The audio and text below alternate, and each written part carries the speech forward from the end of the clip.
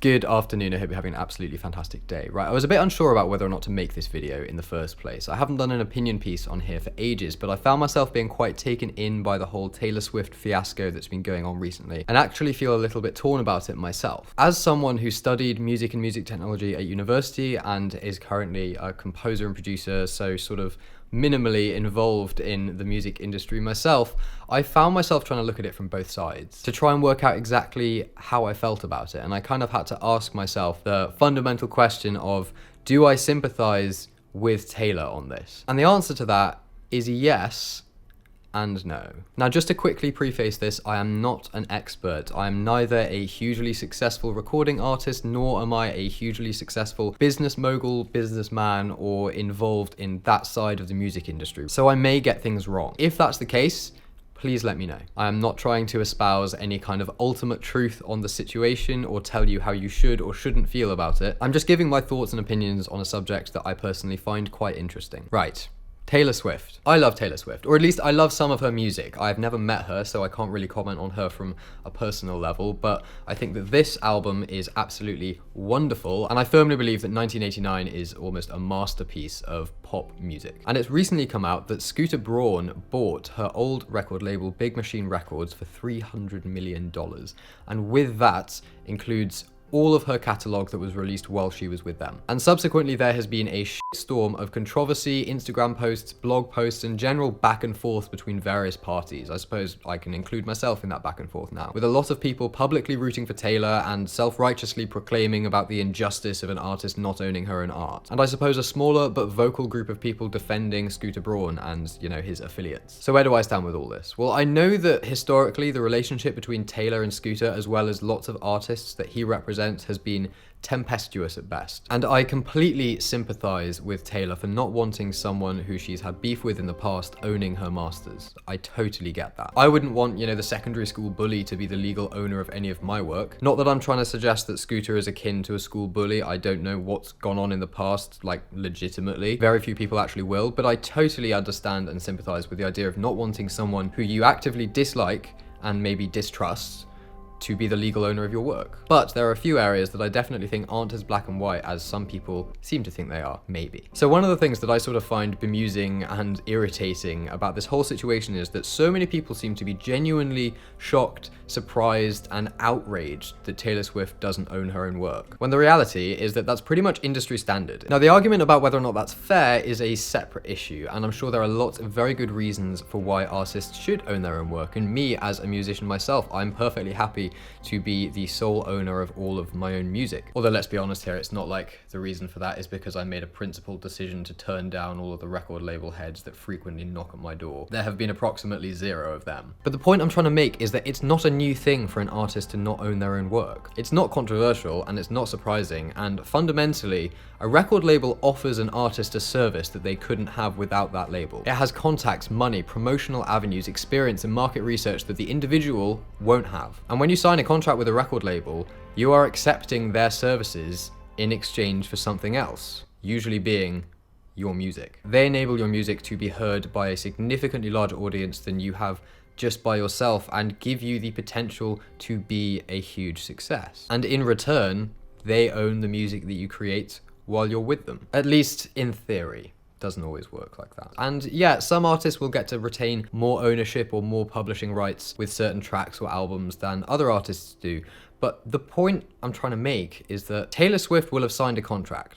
She will have signed a contract that she will have known meant that that record label owned her work. And, you know, if someone owns something of yours, someone else can buy it from them. Like, it won't be news to Taylor Swift that she doesn't own her own masters. And an artist as big as Taylor Swift will, I'm sure, have had the opportunity or possibility, and possibly still does, to buy her masters back. But yeah, Taylor Swift will have always known that she didn't own the majority of her own music, and it has never really been a problem until now. Now, as far as I can tell, what's happened here is a relatively simple business transaction. Person X purchased Company Y and with it everything that belonged to it, including the entire catalogue of music that that label still owned. Now, of course, the amount of money that was paid would have been significantly less were it to be the case that Taylor Swift's catalogue wasn't included. But it was, and when Scooter bought that company, he was buying everything in that company. So like anyone else who was on that label who didn't own their own masters, which I would guess is most of them, Scooter owns their masters. And the main difference, I suppose, between them and Taylor Swift is that they're probably not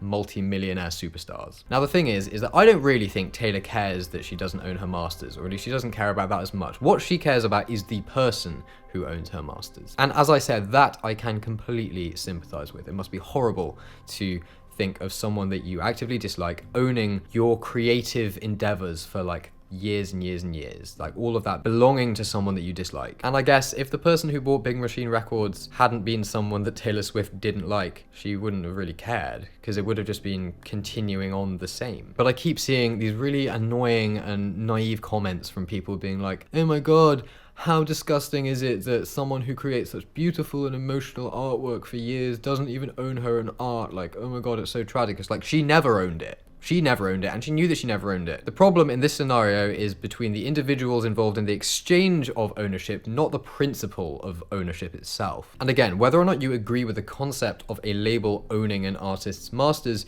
is a different issue, and of course, there are lots of examples of shady, manipulative, abusive practices that have gone on within the music industry in terms of artists and their rights. Lots of artists will have gone through horrible manipulation, bankruptcy, and just there are lots and lots of immoral practices within the major music business. And, you know, like any business, to be honest, any industry, there will be examples of shady and immoral practices going on. Like a naive young band with stars in their eyes being given a huge advance that they'll never be able to pay off because the label isn't actually going to support and promote their music in the way that it said they would. So they end up locked in debt to the label, but also into like a 5-year contract. So they either have to buy themselves out of it, which they won't be able to do because they can't afford, or they have to just keep working and churning stuff out for this label. And sometimes the label will then just like not even release their music, preventing them from ever releasing music under that title again. Like there are loads of examples of things like that. These abuses happen and have happened since the music industry was a thing, really, and it sucks. But this situation with Taylor Swift, I don't believe is an example of that kind of abuse or immoral practice. This boils down to Taylor Swift not liking the person who purchased the label. And again, I sympathize with that. I get it. I get that must suck. But this isn't some scandalous incident of manipulation and foul play within the industry, really. It's unpleasant for her, definitely. But at the end of the day, nothing has really changed for Taylor Swift, except that she knows who owns the music and she doesn't like him. She didn't own it before. She doesn't own it now. It didn't seem to be an issue then, and I'm sure it won't be an issue now, at least for her career. I mean, certainly she does better financially than 98% probably of other artists that also don't own their own music. But I know that it's not all about money. I'm not going to start bringing in like, oh, she shouldn't complain because she's rich. Like, whatever. And that's what I mean when I say I kind of do and don't agree with her. Like, I get that it's unpleasant for her and it must be really shitty. But at the same time, you're in the same situation that you were in before. The only difference now is that you know who it is who owns it and you don't like him. And the principle of like not owning your own music isn't reserved exclusively for massive pop superstars. This happens in like all aspects of music and most creative things as well. I mean, take composers like Alan Silvestri and Thomas Newman. If they're writing music for a film that is owned by a certain studio, you know, Paramount or Universal or whatever, the studios that produce the film will be taking probably at minimum 50% of the publishing rights from them. This isn't a new concept. Okay, so I have like one more point to make in this rambling, incoherent video. This might be the part of the video that you object to the most, but I find it quite hard to believe that Taylor Swift actually knew nothing about this until the public did. I'm not saying that she's lying, but Taylor Swift is one of the biggest pop stars in the world.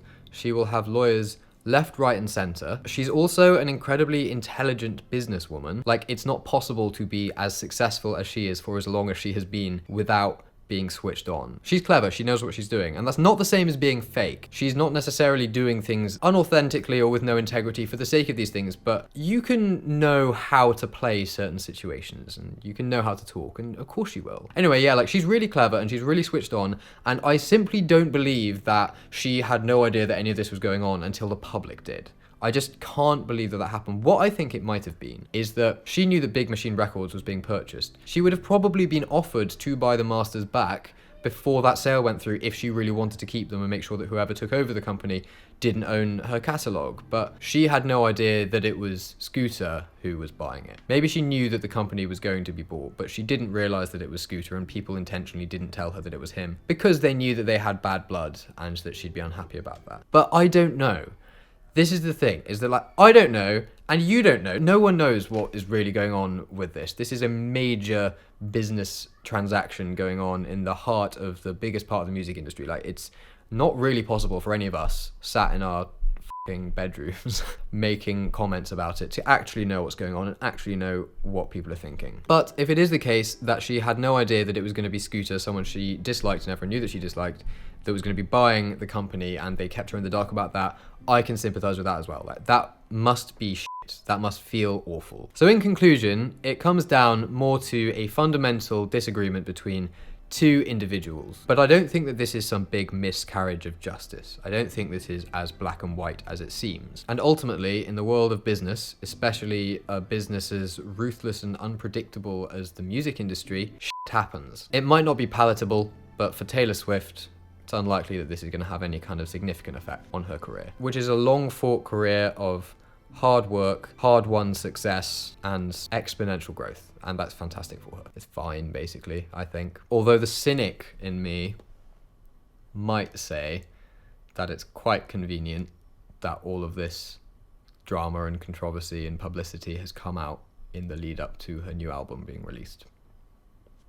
Anyway, what do you think? Do you agree with me? Do you disagree with me? I would love to know. If you disagree with me, then I'd love to know why. You know, I really want to learn as much as I can about this subject because I find it really interesting, and I'd be interested to hear people's perspectives on this. And please, if I've got something completely wrong, or if I've misrepresented something, or just said something that's factually untrue, please, please, please let me know. I would hate to think that I'm spreading any kind of misinformation or that I'm not understanding something properly, but yeah, let's try and be nice to each other though, yeah? So there we go, that's this video done. If you happen to be interested in listening to any of the music that I write, that I still own all of the rights to, then there are links in the description to my Spotify page, my latest single, as well as an EP that I released last year called Her, which is available on all major streaming platforms, as well as on Sky Blue Heavyweight Vinyl. So links to all of that in the description if you wanted to have a quick listen to my latest single as well. I'll pop a link up there, or somewhere up there, to that video as well. And I've got lots of new music coming up. I've got a new track being released every 3 weeks, so be sure to follow me on Spotify so you get all of those updates as they come through. Thank you so much for watching. I really do hope that you've enjoyed this. Have an absolutely fantastic day, and I'll see you very soon.